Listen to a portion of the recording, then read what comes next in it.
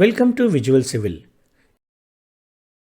In this video series, we are exploring the comprehensive design of combined footings presented in the most simplified manner with step-by-step calculations and clear diagrams. In part 1 video, we covered the fundamentals, finalizing the size and proportioning of the footing, calculating the net upward pressure, determining bending moments and shear force, and performing the check for punching shear. You can find the link for this part 1 video in the description below. Now, in this part, we move forward to the next stages of the design process. In next step, let us compute the reinforcement required for bending tension in longitudinal direction. In this, we will calculate the reinforcement at three key positions. First, between two columns for the hogging moment. Second and third are at outer face of the column C2 and C1 respectively for the sagging moment. So let us begin with the reinforcement design between column C1 and C2 for the maximum hogging bending moment 271 kilonewton meters. The ultimate value of this bending moment is calculated as 406.5 kilonewton meters. The reinforcement can be computed by using expression for the under-reinforced section as per clause G1.1b of IS 456 or a simplified equation shown as equation number 2. So, using equation 2 and substituting the required values and solving, we find that the required area of the steel is 3804 mm square.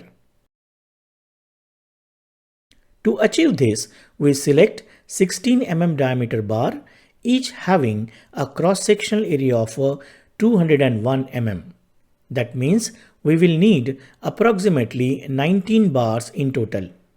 With this arrangement, the provided area of the steel becomes 3819 mm square, which corresponds to a steel percentage of 0.62%.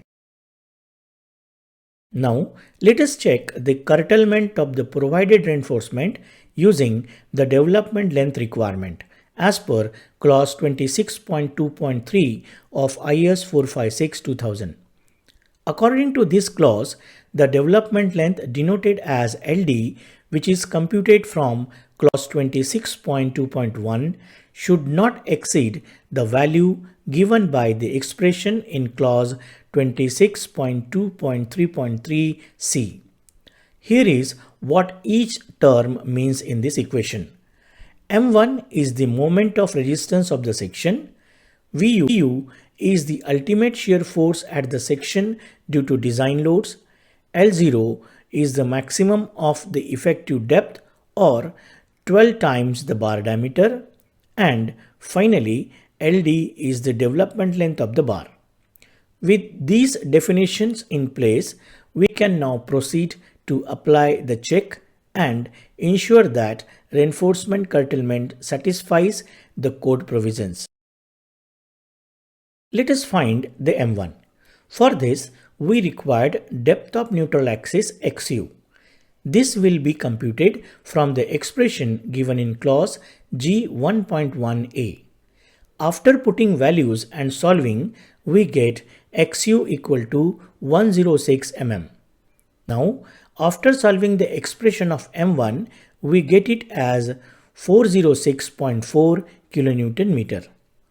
Next is ultimate shear force VU.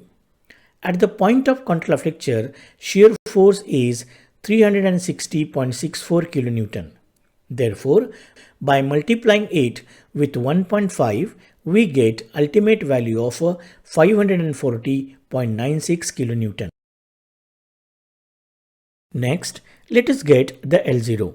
It is maximum of effective depth and 12 times bar diameter. Hence, L0 is equal to 340 mm. Now, we will compute development length LD as per equation in clause 26.2.1. In this equation, phi is diameter of bar. Sigma S is 0.87 Fy in limit state method. Tau BD is design bond stress as per clause 26.2.1.1. For M20 grade concrete, it is equal to 1.2. This value shall be increased by 60% for deformed bars. Hence, tau BD is 1.2 multiplied by 1.6. So, for Fe415 steel and M20 grade concrete, LD is 47 times diameter of the bar. Therefore, for 16 mm diameter of a bar, LD is equal to 752 mm. Now, substituting all the values in expression m1 by Vu plus L0 and solving, we get it 1091 mm. This is more than the LD values of 752 mm. Hence, code requirements for the reinforcement are satisfied. Now, let us see the placement of rebars. Provide 19 numbers of 16 mm diameter bar uniformly over the width of 1.8 meter over top face. However, all the 19 bars are taken to the outer faces of both the column.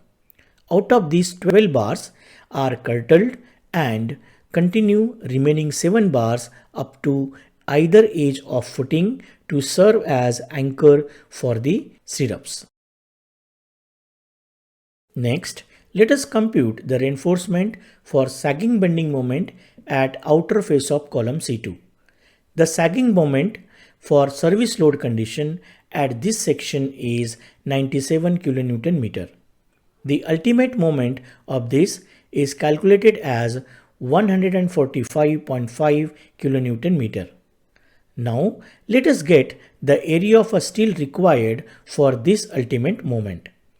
After substituting the required values into the design equation and solving, we find that the required area of the steel is 1238 mm square. To achieve this, we select 12 mm diameter bar, each having a cross-sectional area of 113 mm square. That means we will need approximately 11 bars in total. With this arrangement, the provided area of the steel becomes 1243 mm square, which corresponds to a steel percentage of 0.2%. Now, let us check the curtailment of the provided reinforcement using the development length requirement just as we did it in our earlier reinforcement calculation. First, we determine the depth of the neutral axis XU. After substituting the values and solving, we get XU equal to 34.62 mm. Next, we calculate the bending moment M1. By putting the values into the expression and solving, M1 comes out to be 146.12 kN meter. Now, let us move to ultimate shear force Vu. At the point of contraflexure near column C2, the shear force is 360.64 kN. Multiply this by the factor of 1.5, we obtain the ultimate shear force as 540.96 kN. The value of L0 is 340 mm and for 12 mm diameter bar, LD is equal to 564 mm. Now, substituting all the values in expression M1 by Vu plus L0 and solving, we get it 610 mm. This is more than the LD value of 564 mm. Hence, code requirements are satisfied. Now, let us see the placement of rebars. Provide 11 numbers of 12 mm dia bars uniformly over the width of 1.8 meter below the column C2 on bottom face. However, extend all the bars by the distance of 340 mm, that is L0, which is equal to 340 mm beyond the point of contraflexure. At this point, curtail 5 bars and continue 6 bars throughout the length to serve an anchor bars at stirrups. Next, let us compute the reinforcement for bending moment at outer face of column C1. The sagging moment for service load condition at this section is 15 kN meter. The ultimate moment is calculated as 22.5 kN meter. Now, let us get the area of a steel required for this ultimate moment. After substituting the required values into the design equation and solving, we find that the required area of the steel is 184 mm square. As the required reinforcement is very less, let us find the minimum reinforcement at 0.12% of gross cross-sectional area. This is equal to 864 mm square, which is more than required steel. Hence, provide the area of the steel equal to 864 mm square. To attain this, select 12 mm diameter bars, each having a cross-sectional area of 113 mm square. That means we will need approximately 8 bars in total. With this arrangement, the provided area of the steel becomes 904 mm square. Now, let us find curtailment of this provided reinforcement using development length check. Let us find depth of the neutral axis XU, which is equal to 25.18 mm. Now, putting the values and solving the expression of moment M1, we get it as 107.55 kN meter. Next is ultimate shear force Vu. At the point of contrafracture near column C1, shear force is 360.56 kN. Therefore, by multiplying it with 1.5, we get ultimate value of 540.84 kN. Next, we get the value of L0 as 340 mm and LD for 12 mm die bar as 564 mm. Now, substituting all the values in expression M1 by Vu plus L0 and solving, we get 538 mm. This is less than LD value of 564 mm. Hence, code requirements are not satisfied. Therefore, we need to increase the provided reinforcement. In previous step, for sagging moment at the outer face of column C2, we have provided 11 numbers of 12 mm dia bars with satisfied check for the development length. Hence, we will use the similar bar configuration for this column C1 also.